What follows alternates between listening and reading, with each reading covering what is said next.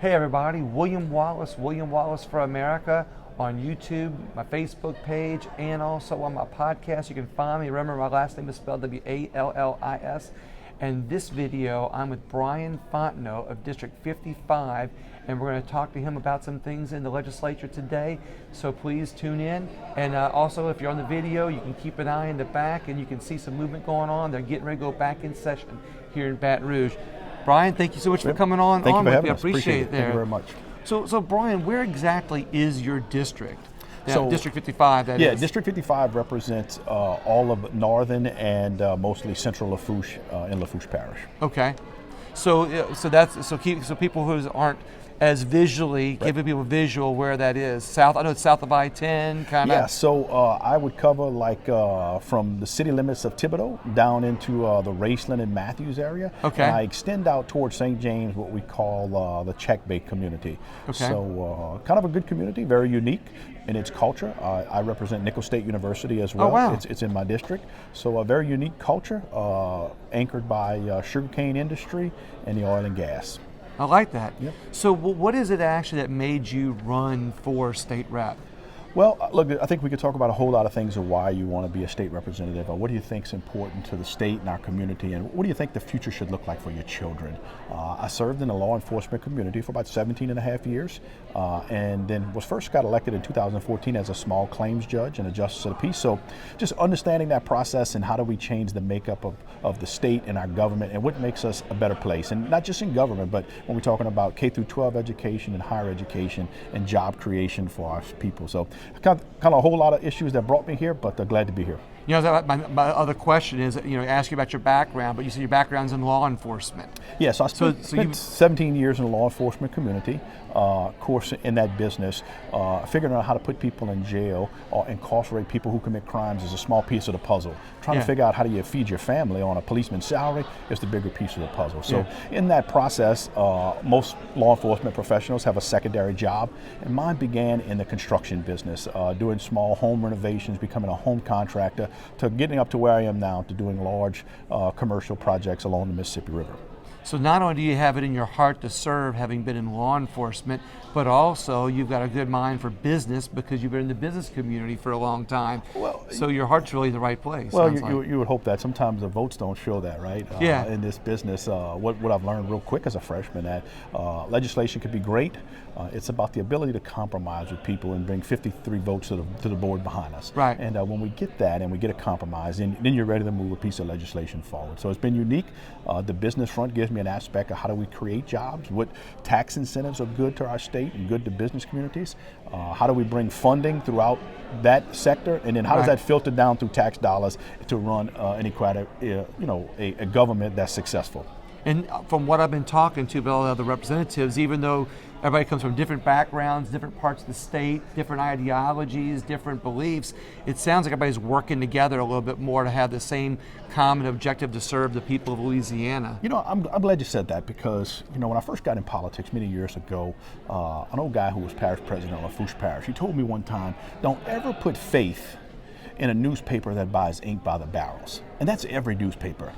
So, and the truth of the matter is, the people who stand along the right-hand side of this chamber and they write stories every single day about us, it's about selling papers. What they don't tell you is exactly what you and I are talking about. That there is camaraderie against Republicans and Democrats, and we do work across the aisle to get things accomplished. So when you read that as controversy that embodies this chamber, that's absolutely false. The ability to work with people and respect their ideologies and their culture and find common ground is what makes government a success. So I'm enjoying that part of this business. I love what you just now said. I'm going to encourage everybody watching this video and listening to this on the podcast to replay what you just now said, because I think it's very important, to know that, what you guys are doing here doesn't often get represented in the best way in the media. Right. But I'm going to tell you, for what I've seen, being here firsthand and being up in this balcony and watching what's going on down below and talking to the representatives, I'm hearing more and more about how y'all work together. What's the main industry in your district? So really the main industry in my district is oil and gas. We are anchored in Lafourche Parish by a Port of Fouchon. It is the gateway to the Gulf of Mexico. It services 99% of all deep water offshore rigs.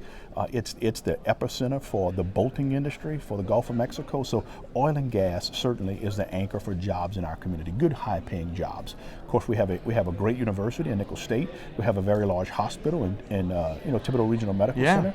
So, but again, oil and gas, and that's very important for me right now. Where we're at in oil and gas, the price of crude oil. We're talking about reduction in severance tax to benefit oil and gas jobs. So, finding a way to get that back moving is very important. And of course, the biggest obstacle that we face is ground zero for the state of Louisiana in coastal restoration is Lafourche and Terrebonne parishes. Yeah, exactly. So we're spending billions of dollars in those parishes right now, creating levees and locking systems and keeping salt water out to rebuild marshlands and pumping fresh vegetation and soils in those areas. So it's a battle. It's a battle to keep jobs, and right now it's truly a battle just to save our coast. What I like about that, you bringing that up, is it's one of the biggest issues that we don't hear a whole lot about. Right. We hear about the destruction, but we don't hear about how many good representatives are working to find a common goal to help rebuild our coast. And it's funny, one thing I've noticed, when you're in the rotunda and you look at the map of Louisiana, the shape of Louisiana looks much different. That seal's pretty old than what we actually have right now. And if we want to keep anything like that, we need legislators like you that are doing the right thing for your districts. Look, it costs a lot of money to put oil and gas in place, and the way that they've been able to explore our coast and our marshy areas of the state has been successful for them and for us. You'll never hear me hold oil field companies responsible for where we're at, because they're certainly doing their part now to help us as well. They are a member at the table. They have a seat at coastal restoration, and they're obviously investing funding through GOMESA funds in the federal government, money that we put through in state government, and in some of our local jurisdictions, people have taxed themselves to create levies. So we are on the move in the right direction. I think you've heard this before. This is the first time in Louisiana's history that we will build more land in this state in 2020 than we will lose. So I think it's a positive step in the right direction. Will we ever get back to what the emblem looks like on the floor? No. But I think we're at a place now where we're going to save people's livelihoods that have been there for the last 500 years. So we're in a good place. That's another good important thing. I mean, you brought up some good things that I hope people replay and listen to this, because that's another good one. I didn't even know that we're going to have to rebuild more coastline, than we're going to lose. This next year, and that's of course, that's things that are happening in the legislature. I highly recommend that people go online and watch these bills that go through. You can watch them and see them live, which is what I do when I'm sitting up here in the in the balcony. A good view. Yeah, exactly. Real good view. Yeah. So talk to me. One last question for you. What can people do to get more involved, in your opinion, to help this process, to help legislators, and also help our state of Louisiana and do it in a positive way? Well, look, certainly, I have said this before, and the conversation right now in America is about police and police brutality, and the way that we view law enforcement professionals. As you know, as I said, that's my passion, that's my career. But in order to be able to listen to people, and this is what I said when it was brought up in front of committee, that I'm here to listen. So, but in order for me to listen, I have to talk. So I have to have my constituents call, have to email people around the state. You have to reach out to your legislators. You have to let them know. And I can assure you, every single day we're talking about how many emails have you got concerning the budget, or how many emails have you got concerning this gun bill or abortion bills. And we listen to what the constituents say. And this is very crucial. And I've been saying this about the way law enforcement, if we're going to change the direction of our state or our community, we must first be involved and change the direction of our own lives. So it's just like taking the first step when you make it to the altar and ask God for forgiveness. You have to take that first step. We need people to be involved in government, understand the inner workings of government. You don't have to sit here and watch. But you got to send us, and you got to hear it. You can do it from home online. That's right. You voted for me to listen to what your concerns are. So, and then that's what I do. And I take every call, every email. I take time every night before I close my eyes, and I return those emails, make sure people know that I'm listening to what they're saying.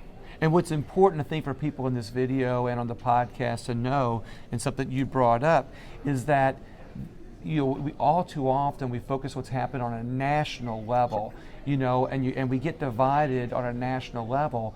But when we realize how much our representatives here in the state are listening to us and really truly representing the people in their districts, you have more power. The people of this state have more power on what's going on in our state because we have more access to our representatives. And hearing from you, it sounds like not only you, but the other representatives are more conscious of listening to the people Yes. and representing them on a No, absolutely. Look, there are bills that come through, pieces of legislation that we try to move that some people have no desire about. But in my freshman year, I carried a piece of legislation that was pro-Second Amendment.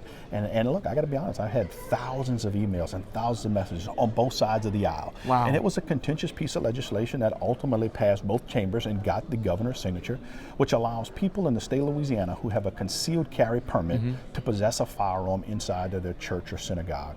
So as contentious as that was, I listened to the whole process and made some changes and compromised to get a good piece of legislation to the governor's desk. So having the constituents and the people involved is what creates good legislation.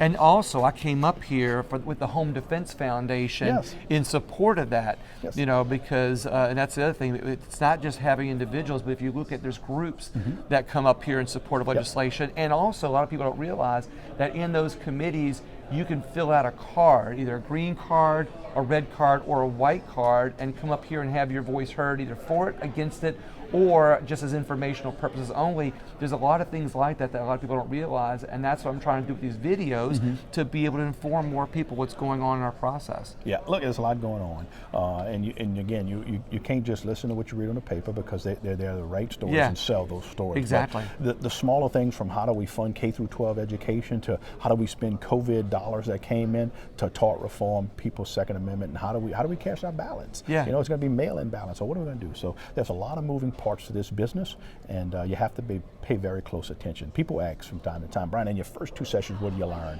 And really, if you're not talking about what's for lunch, then you're on the menu at this business. So I love it. You got to be on top of your game, and you got to understand what's important to your constituents and what's good for this state, and stick true to your core values and principles, and you'll be a success here. Well, not only you sounded sharp, but you got and it was some good things to say. But I think you've got some good lessons for people to learn in this video, and I hope they watch it a couple of times. I hope so too. You know, and well, Bryan, thank you so much for your time. I appreciate it. Everybody else, it's videos like this. Share them to other people who want to get to know our representatives and know how you can be more involved. Thank you so much for your time and watching the video. And like I said, please I not only like Bryan Fontenot's page, his Facebook page, like mine, and you can check this out also on YouTube and on the podcast, William Wallace for America.